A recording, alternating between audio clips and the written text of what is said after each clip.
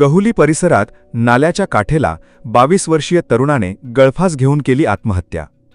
आज दिनांक 28 एप्रिल 2026 रोजी गहुली परिसरातील नाल्याच्या काठेला एका 22 वर्षीय तरुणाने पांढऱ्या शेल्याच्या सहाय्याने गळफास घेऊन आपली जीवनयात्रा संपवली असल्याची धक्कादायक घटना उघडकीस आणली आहे। आणि या घटनेमुळे एकच खळबळ उडाली आहे।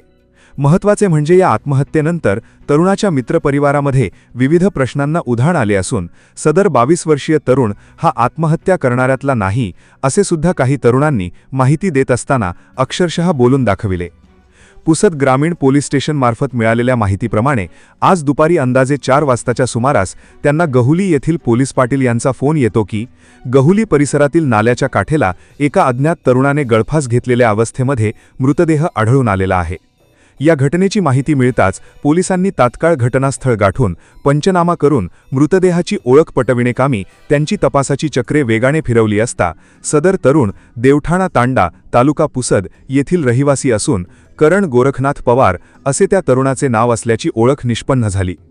यानंतर पोलिसांनी संपूर्ण घटनास्थळाचा पंचनामा करून मृतदेहास सायंकाळी अंदाजे 6:30 वाजताच्या सुमारास शासकीय उपजिल्हा रुग्णालय पुसद या ठिकाणी शवविच्छेदनाकरिता आणण्यात आले। उपजिल्हा रुग्णालय येथे उपस्थित असलेल्या व्यक्तींमार्फत मिळालेल्या माहितीप्रमाणे आज दुपारच्या सुमारास शेतातून वापस येत असताना कोणत्यातरी व्यक्तीला करण झाडाला लटकलेल्या अवस्थेमध्ये दिसून आल्याने सदर घटना उघडकीस आली।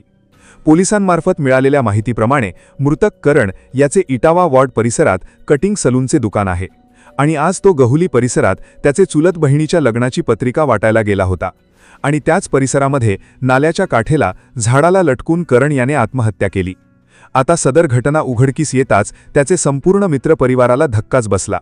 कोणताच मित्र विश्वास करायला तयार नाही की करण याने आत्महत्या केली। प्रत्येक मित्र असेच बोलत आहे की तो असा करूच शकत नाही आणि तेच कुटुंबियांमध्ये अशीही चर्चा आहे की मृतक करण हा नेहमी विचारात असायचा, त्यामुळे तो कोणाला बोलायचा नाही अशी माहिती पोलिसांमार्फत मिळालेली आहे।